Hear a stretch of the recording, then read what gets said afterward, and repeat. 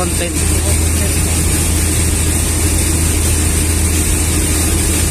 Hey, kasapin lang natin yung mga foreigner doon. Pwede na yan. Hey, ganyan ang mga ginagawa ng iba doon. Kumari, ikaw, bibidyohan kita. Kasapin mo na yung mga foreigner doon. Marami na yun, mapapatawa na yung mga viewers.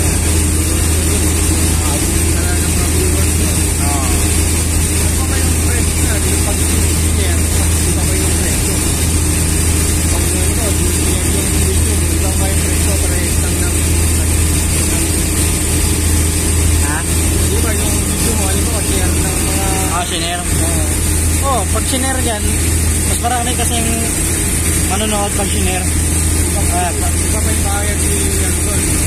Hindi, yun na yun. Bali magbe-base lang talaga sa views. Maraming views, maraming pera mapasok.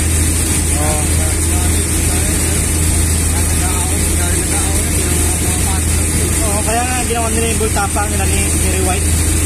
For the views lang yung nila eh. Kaya lagi nila sinasabi na for the views. Hype. Pag malakas ang hype mo. Hindi, yung marami kang sa iyo rin. Maraming trigger na. Maraming magano na. Ano na kaya update nito? Ano kaya? Kasi inaabangan mo yung mga inaabangan kanila na makarinig ka ng mga matakot sa salita. Yan mga inabangan nila eh.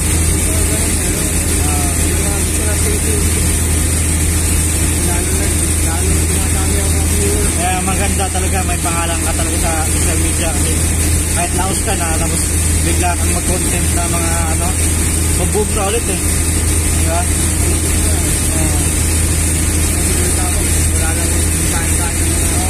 Tayo, simula lang ang tayo eh. Kung hindi kumain yan, hindi naman o hindi na King JS yun.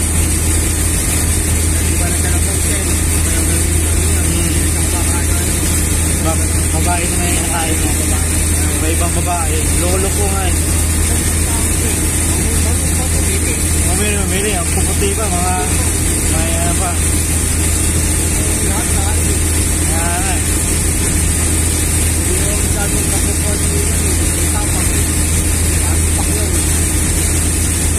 Mukha niya si Pacquiao eh, no? Medyo hawig nga. Pacquiao kahit wala namang yan eh, kahit hindi na mag-vlog yan o mag-YouTube. Hindi na kailangan yan eh. Oo. Bilyonaryo na yan eh.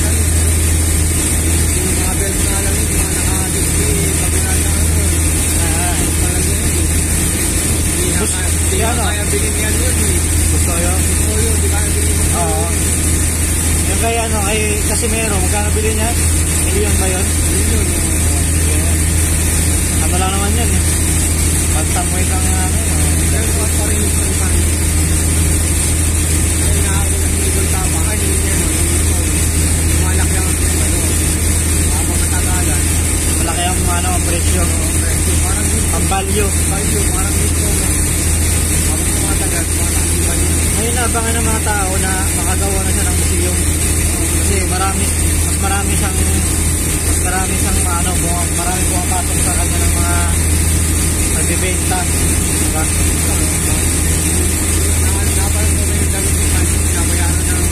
Oo.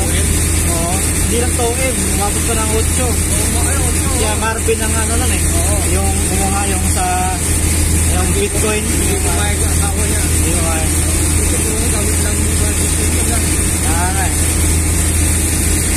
Tatlo na yun eh. Kaya bagsakan eh. Sa bagsakan yung tatlo na yun. Ano ba yung yung biyeta mo asawa niyo ang kabit. Ang kabit niya. Lalo na kung ito yung binibili ng ganun mahal sa kanya. Mahal na. Damit lang yun eh Dati yung mga dinistor ka, may tabo mo. Oo. May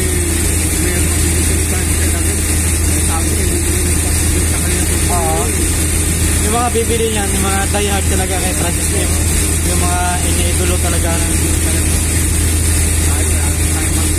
mga tayo pambili bibili, kaya tamang hanga lang tayo. Bilib lang tayo. Yan.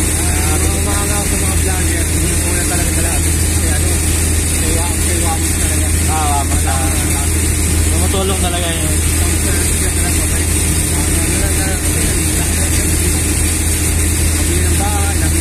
Nakabili ng ano, BMW ngayon, bago diba?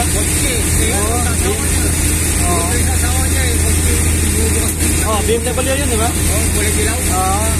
Dilaw ba yan? Pula? Bukod yun. Bukod ba yun? Lupit sa asawa niya. Lupit, no? Ang asawa lang niya. Swerte ng asawa niya. Kahit ganun lang si Antoinette, pero sumikat na yun si Antoinette dahil kay Wamos eh. Vlogger na rin siya. Vlogger na rin. Hindi siya sikat. Inangat lang siya.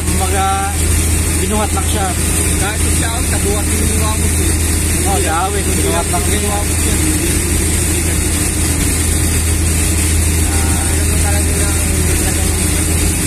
Dami ng lalain sa tao.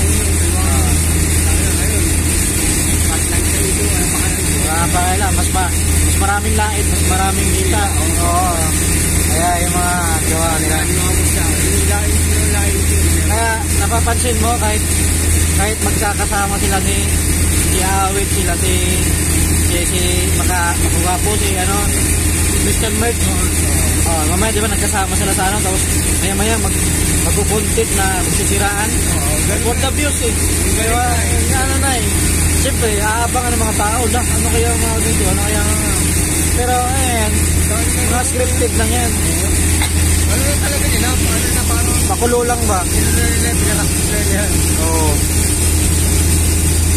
Dami naman na kaya ngayon, dami na nag-direct tayo. Kaya mga viewers, tapos yung mga news, nakikita talaga.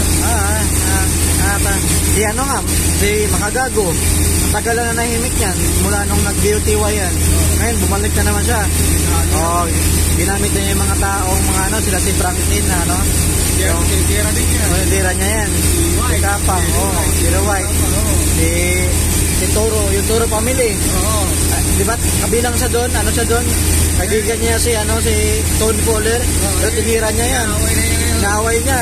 For the views talaga. Si San Mert, naaway niya. Pero magkaibigan yung dalawa na yan. Pero kung mga content na naglalabas ng pera, para pera.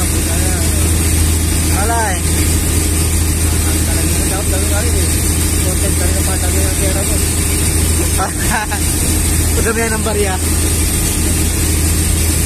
Wala naman tayo. Kasi nung awakin ko, wala naman kilalang wala.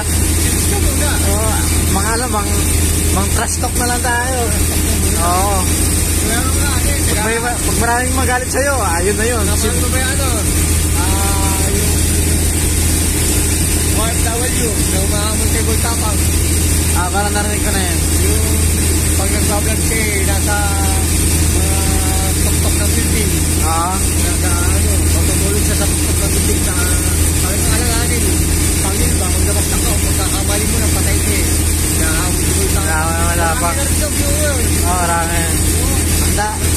Yung mga ganyang content, ginamit nila si Bultapang kasi pag tinag mo kasi yung mga ng Bultapang, maraming mas kilala kasi siya eh.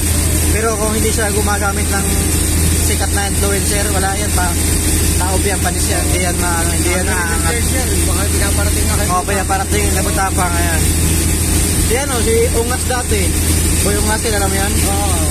Dati, umahanga lang yan kay Bultapang. Ngayon, malago na pag malapit na mag 1M sa followers. Pero parang nanahimik eh. Wala nung nasiraan sa ni Makagago. Parang nanahimik na siya. Kay Bultapang, dalawa na yan bigay na YouTube eh. Parang Silver bottom. Dalawa na ganyan na silver bottom, 100 subscriber yun. Pangalawa niyan, golden bottom. Ngayon yung 1M.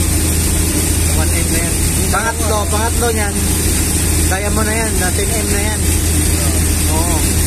Ikaw lang, makuha mo ba yung kasilver? Pero, pangarap lang tayo eh. Marami na yan sa iyo. Pero, 50-50